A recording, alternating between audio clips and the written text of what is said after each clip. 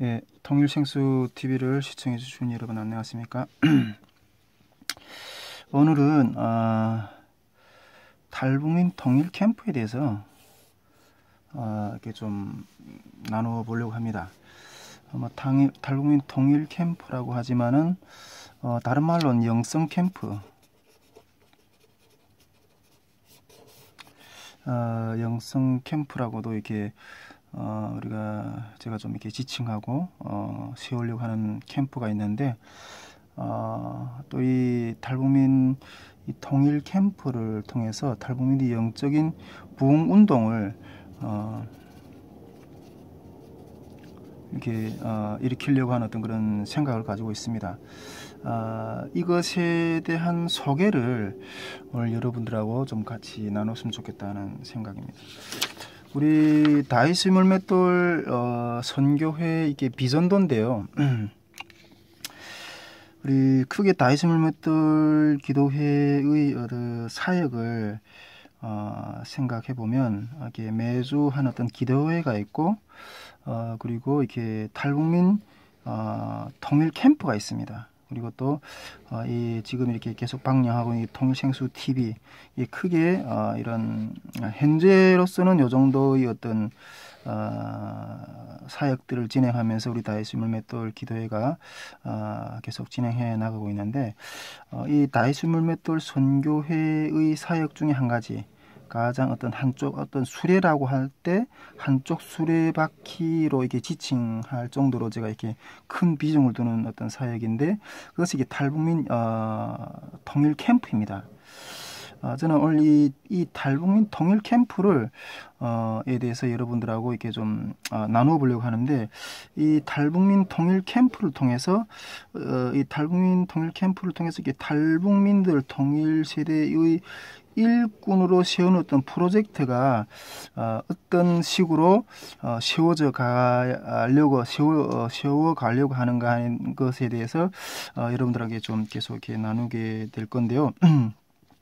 이게 탈북민 통일 캠프를 통해서 저기 이제 남북 통합 교육이라는 어떤 학교를 이렇게 생각하고 있는데, 이 학교를 어떤 의미에서는 제가 이렇게 재교육 프로그램이라고도 이렇게 좀 생각하고 있습니다. 이 재교육이 남은 북한을 이해를 못하고 북한은 남한을 이해를 못하는 어떤 그런 상황이잖아요. 그런데 그런 부분들 이렇게 재교육을 해야 된다는 거예요. 그런 부분들 이렇게 탈북민들이 재교육, 또 한국교회 성도들 대상해서 재교육, 이런 여러 가지로 이렇게 생각할 수 있겠는데, 이런 통일 캠프를 통해서 이게 탈북민들을 일꾼으로 세우는 어떤 프로젝트, 이러한 부분이라는 거죠. 이런 부분들을 기획하면서 가고 있는데, 이 탈북민 통일 캠프를 통해서 탈북민들의 신앙의 영성을 깨우는 운동, 이 영성을 깨우는 운동에 플러스 또 이 영성을 통해서 깨워서 일어나는 자들을 재교육해서 남북의 문화를 그리스도 안에서 연합해내고 그것을 안내할 수 있는 어떤 그런 재교육의 훈련을 준 다음에, 그 훈련을 통해서 세워진 일꾼들, 이 일꾼들을 통한 한반도 통일 시대에 우리 탈북민들의 역할, 탈북민들의 어떤 사명, 이런 것들에 대한 어떤 탈북민 일꾼 세우기 한간의 어떤 프로젝트라고 이렇게 제가 주님 앞에서 기도하면서 이렇게 주님이 열어주시는 어떤 그런 만큼 이렇게 한 걸음 한 걸음 나가면서 일으키려고 하고 있습니다. 그러므로 해서 오늘 이 탈북민 통일 캠프에 대한 어떤 그런 이야기를 여러분들하고 좀 같이 나누어 보려고 합니다. 그래서 이게 이 탈북민 통일 캠프에 대한 소개를 하면서, 또 그리고 오늘 여러분들 나눠볼 이 탈북민 통일 캠프에 대한 주제를 일단은 몇 가지 단락으로 나누어서 이렇게 설명을 하려고 하는데, 첫째는 탈북민 통일 캠프의 필요성,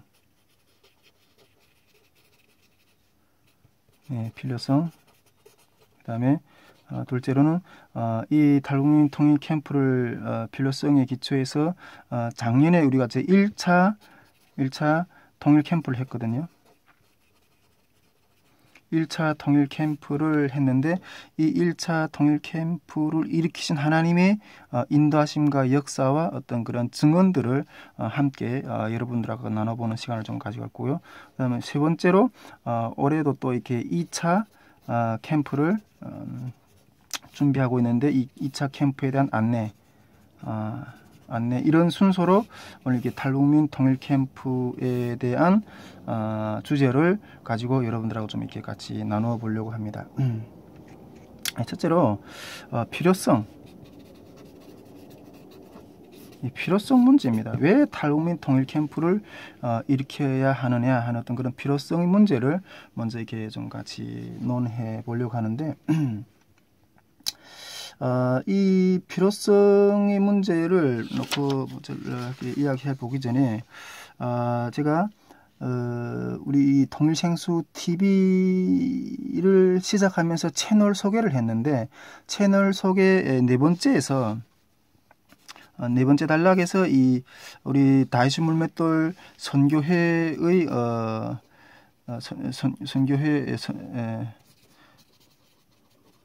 해야 될 어떤 일에 대해서 이렇게 쭉 이렇게 먼저 이렇게 제시를 했었는데 그 부분을 좀 더 그 부분 중에서 이렇게 제가 이게 탈북민 통일 캠프를 일으킬 것에 대한 어떤 그런 부분들을 이렇게 논한 일도 있는데 그 부분을 좀 더 이렇게 한번 못 들어보신 분들은 먼저 이렇게 채널 속에 네 번째 단락에 가서 이 부분을 한번 보시고 참고를 해 주시면 감사하겠고요.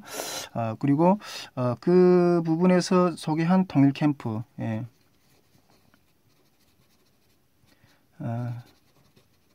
캠프 이야기를 좀 더 오늘은 좀 구체적으로 해보고 싶은 거죠.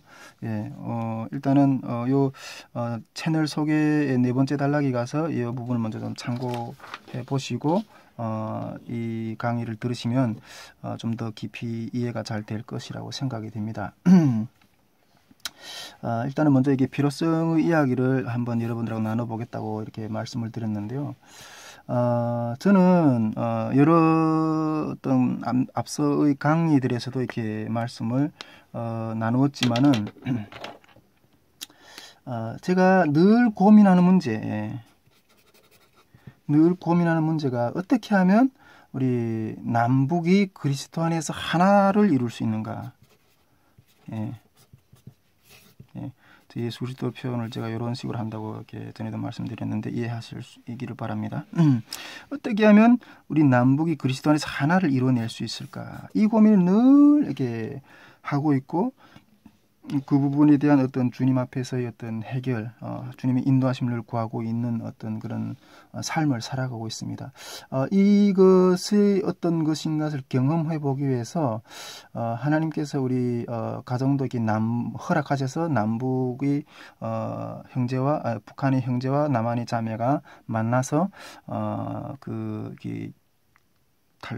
우리 남북 통일이라는 어떤 것인가를 경험하고 있다고 전에 방송들에서도 여러 번 이렇게 나누었습니다. 이런 영적으로 하나가 되는 어떤 그리스도 안에 영적으로 하나가 되는 어떤 그러한 몸부림, 신앙 안에서의 몸부림뿐 아니라 제가 늘 고민하는 부분은 70년 동안 이렇게 달라졌잖아요. 이게 남문 자본주의 체제 가운데 북한은 이게 사회주의 체제 가운데서 살아왔기 때문에 이게 너무나도 이렇게 문화적으로 또 역사적으로 어떤 그런 것들에게 이질적인 어떤 차이가 이렇게 많이 이렇게 생기게 되는데 어떤 영적으로 하나 되는 어떤 그런 몸부림의 문제뿐 아니라 또 현실 안에서 달라진 이 현실 안에서 어떻게 서로를 이해하는 어떤 그런 서로의 문화를 이해하는 어떤 그러한 길을 제시할까 하여튼 그런 문제를 늘 제가 이렇게 고민하고 있는 거죠. 그런 의미에서 제가 지난번 강의에서 이렇게 말씀을 드렸던 것처럼 요세푸스처럼 유대의 하나님을 헬라 문화 가운데서 그 헬라의 은혜로 전했던 어떤 그런 중간자 역할을 했던 역사가 요세푸스 이야기도 했는데 늘 어떤 그런 중간자로서 문화를 중재하는 자로서의 어떤 그런 길에 대해서 늘 이렇게 제시하려고 이렇게 고민하고 또 학습하고 또 이렇게 그 연구도 하고 어떤 그런 것들을 하고 있는데 앞으로도 저희 삶은 계속 이쪽에서 주님이 주신 사명이기 때문에 계속 이렇게 이쪽에서 진행하면서 또 이렇게 제 삶이 그쪽에 이렇게 들여지게 될 겁니다. 근데 이런 문제를 고민하던 중에 한 분은 어떤 분하고 이렇게 대화 중에 아주 소중한 어떤 키를 얻게 된 어떤 그런 계기가 있었습니다. 그 부분 이야기부터 좀 이렇게 나누려고 하는데 제가 그 전에 다른 데서도 조금 잠깐 소개한 것 같은데 그 신대원에 다닐 때 그 이렇게 기숙사 생활하면서 이렇게 룸메이트들하고 같이 이렇게 생활을 했다고 그랬잖아요. 근데 그때 룸메이트들 중에 이렇게 은행에서 근무하시다가 은퇴하신 어떤 장로님을 한 분 만났었어요. 그 장로님이 지금은 이렇게 늦게 신학을 해가지고 지금은 이렇게 목사 안수까지 다 받은 어떤 목사님이죠. 예. 이 목사님하고 어떤 대화를 하던 중에 아주 소중한 어떤 길을 발견하게 된 어떤 계기가 있었습니다. 그때 기초 생활하면서 이 장로님하고 많은 대화를 하면서 이 장로님이 정말 이 한국의 어떤 사회와 한국 사회에 대한 어떤 그런 근대사와 함께한 어떤 그런 장로님의 삶이 있기 때문에 이 장로님은 한국 사회에 대해서 또 한국 사회가 건국의 역사에 대해서 또 어떤 정체성에 대해서 또 그런 속성에 대해서 잘 아신다고 저는 그렇게 직접 체험했고 또 어떤 그런 또 식견도 계시고 이러기 때문에 잘 아신다고 저는 생각했고 또 그분한테 어떤 그런 부분들을 이렇게 통해서 많은 이야기를 하면서 이 한국 사회에 대한 이해를 좀 많이 하게 되었습니다. 이해를 많이 하게 되었는데 한 번은 제가 이 장로님과 대화를 하던 중에 아까 말씀드렸지만 아주 중요한 어떤 키를 얻게 되는 어떤 그런 계기가 있었다고 생각했는데 저는 우리가 좀 보면 이 키가 제가 생각할 때는 그런 의미로까지 중요성이 돼도 될 수 있다고 생각합니다. 이어달리기를 하잖아요. 이어달리기. 예.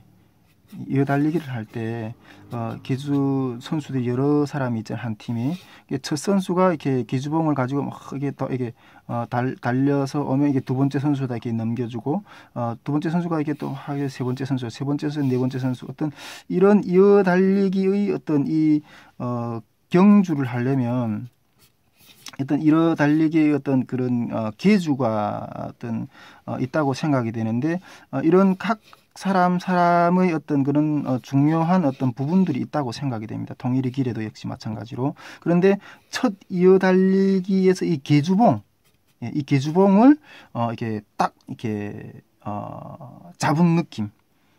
이 장로님하고 대화하면서 이 목사님하고 대화하면서 그 느낌을 딱 받았게 돼. 이것이다.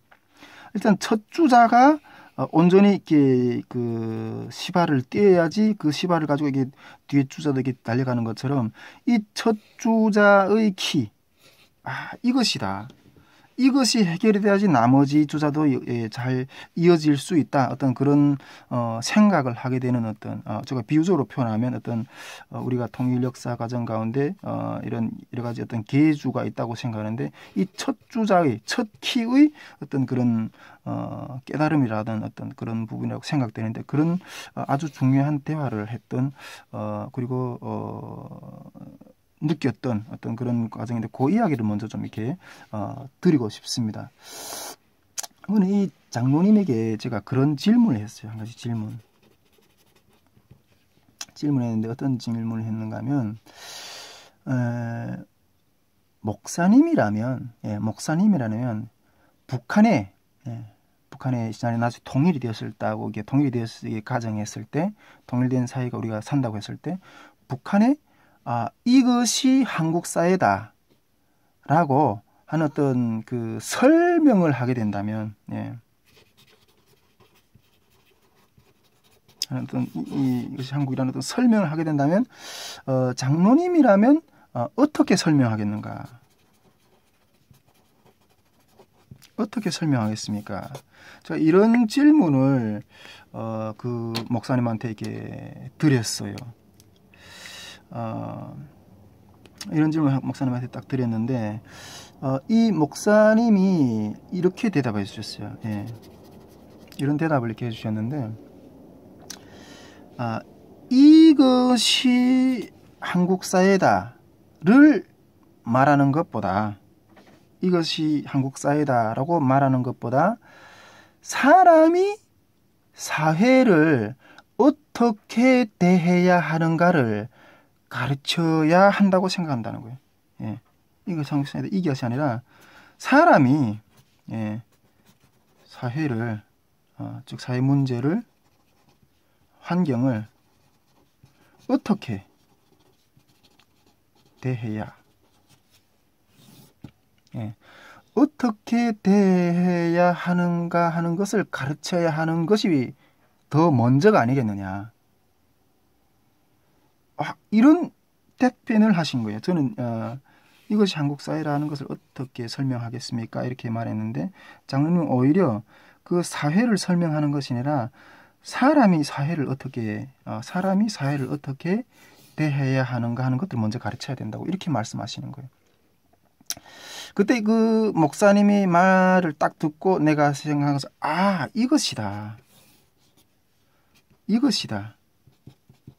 이것이다는 어떤 그런 확신이 확 들더라고요. 환경의 문제냐, 예. 이게 사회 환경의 문제냐, 인간의 문제냐, 환경의 문제냐, 그 환경을 대하는 인간의 문제냐, 이 각도에서 진입을 해야 된다는 거예요. 이 각도에서 문제를 풀려고 다가가야 된다는 거예요.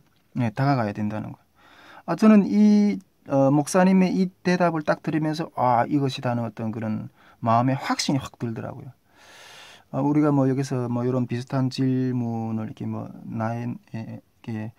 라인홀드 니버의 어떤 뭐 도덕적인 인간과 뭐 비도덕적인 사회, 뭐 이런 관계성 이야기를 뭐 이 질문하고 비슷하게 어떤 소개하는 어떤 책도 있는 것 같은데, 어쨌든 제가 이 목사님의 이야기를 들으면서 이것이라는 어떤 확신이 확 들었어요. 여러분, 우선순위가 어디에 있습니까? 여러분들은 우선순위가 통일사회의 어떤 교육이라고 생각했을 때 그 우선순위가 어디에다 놓는 것이 맞다고 생각하십니까? 우선순위를 어디다 놓는 것이 맞다고 생각하십니까? 환경을 예시기준에 놓아야 된다고 생각하십니까? 아니면 그 환경을 대하는 인간의 문제를 먼저 다뤄야 된다고 생각하십니까? 제가 지난 시간에도 우리 그 통일사회의 탈북민 역할을 이렇게 강의를 하면서 여러분들 이렇게 나누면서 그 독일 통일을 한번 보았죠. 그러니까 통일 시대에 그 동독 사회에 어떤 분명한 어떤 그런 혼란들이 있던 어떤 부분들을 설명을 드렸어요. 통일 시대 우리 북한 사회에도 어떤 분명한 어떤 가치관의 혼란이라든가 여러 가지 어떤 그런 경제적인 혼란들이 있을 거예요. 그 혼란스러운 환경을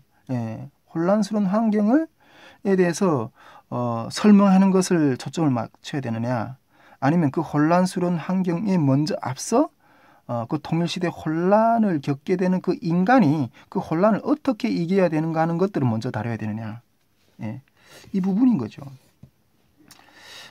인간의 문제를 먼저 다뤄야 된다. 인간의 신앙의 문제를 먼저 다뤄야 된다. 이것을 이 목사님이 대화해서 제가 이렇게 딱 깨닫게 된 거죠. 그렇습니다. 여러분, 우리는 환경을 이기는 인간을 먼저 다뤄야 돼요. 환경을 이기는 신앙인.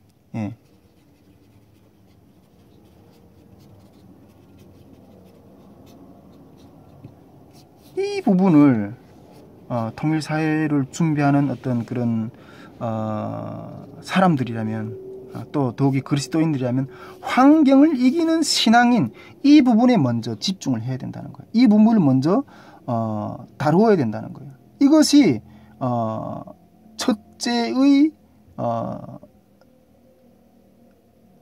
우리가 해결해야 될 일이고, 또 그 사회에서 제기되는 문제를 다룰 수 있는 본질적인 키라는 거예요. 여러분, 우리가 내 속에 건강한 힘이 없다면 어떤 환경이 와도, 어떤 환경을 잘 해설 안 한다 할지라도 그것을 헤쳐나갈 수가 없는 거죠. 네. 여러분, 우리가 이 환경을 이기는 문제는 곧 신앙의 문제거든요. 예, 신앙의 문제. 신앙인은, 우리가 성경 말씀이 있잖아요. 이러한 사람들은 세상이 감당하지 못한다 그랬잖아요. 세상이라는 건 이게 환경이잖아요. 예. 이러한 사람들은 세상이 감당하지 못한다 그랬어요. 그리고 예수님도 그렇게 말씀하셨잖아요. 내가 세상을 이겼다고 말씀하신 거죠. 그러니까 즉, 이 세상에 대한 어떤 환경에 대한 문제를 설명하기에 앞서 그 세상을 대하는 신앙인, 그 세상을 이기는 사람에 대해서 먼저 설명을 하게 되는 거예요. 설명을 한다는 거죠. 예, 이것이 통일시대의 혼돈을 이길 수 있는, 혼돈을 길을 이렇게 잠재울 수 있는 어떤 그런 키라는 것을, 그것이 이 중요한 포인트라는 것을 이렇게 이 대화 속에서 제가 이렇게 다시 한번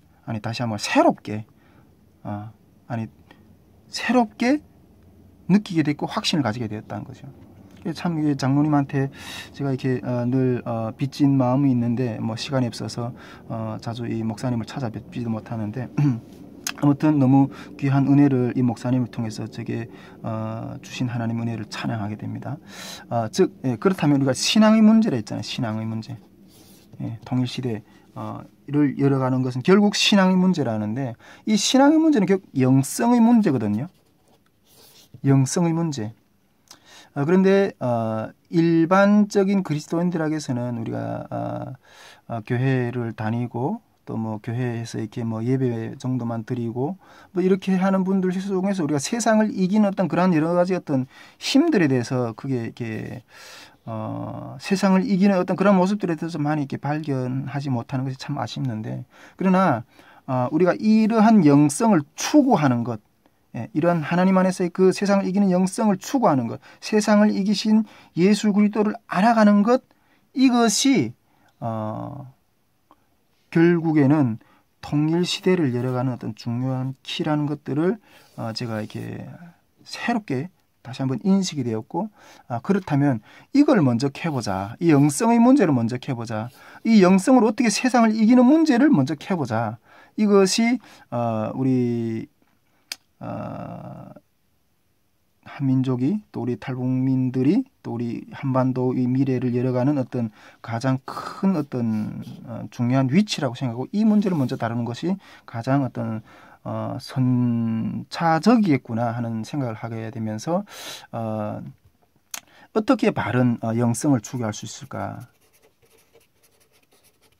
어떻게 바른 영성을 추구할 수 있을까 하는 어떤 그런, 이 영성에 대해서 지금까지 뭐 이렇게 하나님을 믿으면서 이렇게 살아오고 또 따라오고 있지만은 그 바른 영성의 어떤 균형에 대해서 아직 깊이 있게 연구를 못했었거든요. 왜냐하면 그래서 제가 지난 1년 동안 우리 기도회에서 이 영성 추구에 대해서, 기독교 영성사에 대해서 보았거든요. 영성사, 기독교 영성사, 그 다음에 계시의 이해, 이런 부분들을 영성의 문제를 해결하기 위해서 이렇게 다뤄봤습니다. 그 부분을 여러분들 오늘 여기 다른 부분에 대해서 오늘 여기서 간단하게 좀 이렇게 보이고 싶은데, 여기 잘 보이십니까? 이게 지난 기간 동안 제가 이렇게 연구한 어떤 자료들인데, 이 부분에서 우리 초대 기독교 초대교회 당시의 어떤 영성, 이런 것들, 요 그림이 보이시죠? 요 그림이 보이실 텐데, 요 그런 영성에 대해서 좀 살펴보았고, 초대교회가 어떤 영성이었는가 하는 것들을 여기서 살펴보았고, 그 다음에 중세 기독교 영성이 수돈 영성이거든요. 이렇게 수돈 영성. 요 그림을 좀 잠깐 이렇게 보시기를 원하는데, 이런 중세 기도에는 어떤 영성이 있었구나 하는 것들에 대해서 좀 살펴보았고요. 그리고 종교개혁 시대의 영성은 어떤 것이었는가 하는 것들에 대해서 이 그림을 통해서 제가 이렇게 쭉 설명해 놨는데, 이런 그림을 이런 순서대로 이렇게 쭉 살펴보면서 정리하면서 보았고요.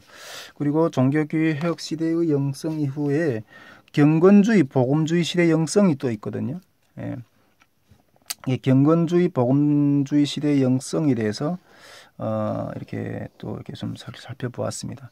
그리고 좀 더 저기 포인트를 잡아서 이렇게 오순절 운동 영성에 대해서도 이렇게 조금 이렇게 살펴보았어요. 오순절 운동 영성에 대해서도 이렇게 좀 살펴봤고, 그리고 최종적으로 교회사 영성 정리, 이렇게 초대교회, 중세교회, 종교개혁 시대, 그다음에 복음주의, 경건주의 시대 영성, 그다음 오순절 영성, 이렇게 쭉 영성, 기독교 영성사를 이런 순서를 통해서 이렇게 살펴보았습니다. 결국 이렇게 성령의 역사인데, 이게 오순절 시대 역사, 이게 성령의 역사에 대해서 이게 상당하게 이게 오순절 시대 영성 중 이게 19세기, 20세기 이때 초에는 이렇게 성령 역사 상당히 어떤 강하게 일어났는데, 이 성령 역사를 어떻게 바라볼 것인가 하는 문제를 좀 더 균형 있게 다루기 위해서 이렇게 계시의 이해, 요 계시의 이해, 계시 이해를 우리가 어떻게 해야 될 것인가 하는 문제를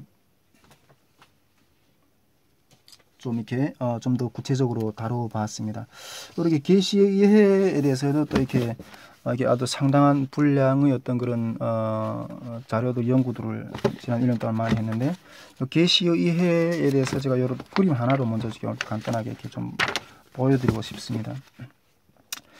계시에 대해서 이렇게 그 계시 정결이란 무엇인가, 계시 지속이란 무엇인가, 결국 이게 성령의 사역은 계시에 대해서 좀 많은 어떤 예언 사역이라든가 치유 사역이라든가 어떤 기적이라든가 이런 부분들을 이렇게 좀 많이 일어나게 되는데, 요 그림을 통해서 한 6개월 정도 이렇게 어떤 설명을 이렇게 하는 어떤 귀한 어떤 시간들을 가졌습니다. 근데 요 그림이 제가 어떻게 제 머릿속에서 나온 것이 아니라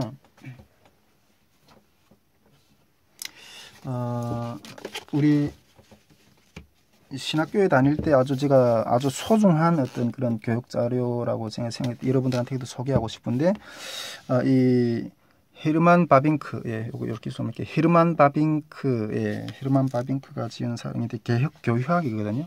이건 우리 그 총신 이게 우리 그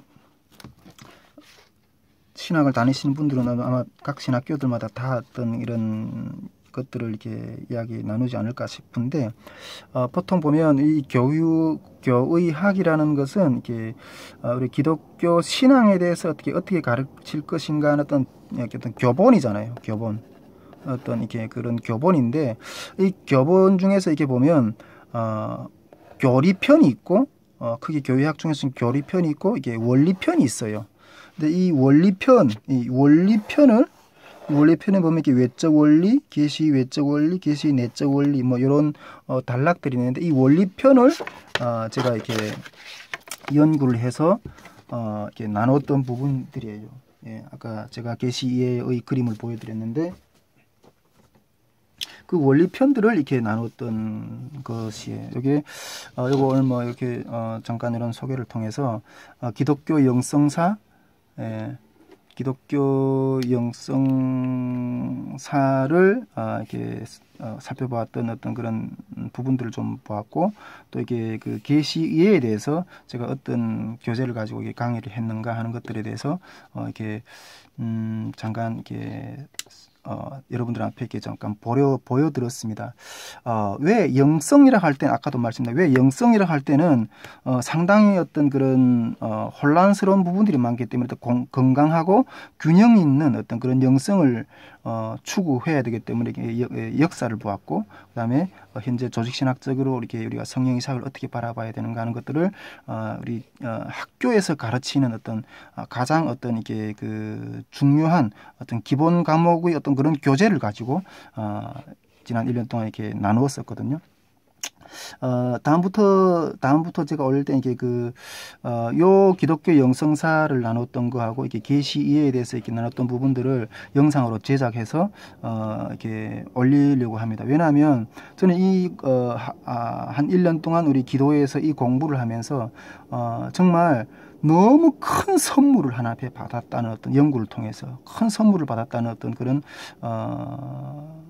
어떤 마음이 듭니다. 그래서 이것을 나만 이루는 것이 아니라 우리 더 많은 우리 한국교회 성도들하고 이 부분들을 나누고 싶고, 또 이것이 이제 말하는 이렇게 이 영성, 이 신앙이 결국은 이 환경을 이기는 문제라고 했잖아요. 그렇기 때문에 중요하기 때문에 이 부분을 먼저 다루려고 하는 것입니다.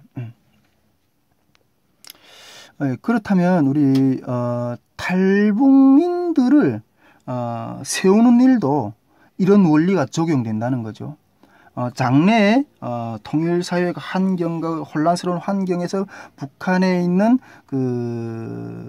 우리 동포들을 그 혼란에서부터 안정을 시키고 또 온전히 세우려고 하는 기본 키의 문제가 첫째로 이게 신앙의 영성이라면, 이 탈북민들도 현재 한국 사회에서 여러 가지 어려움, 사회 적응이 어려움도 겪고 혼란을 겪고 있잖아요.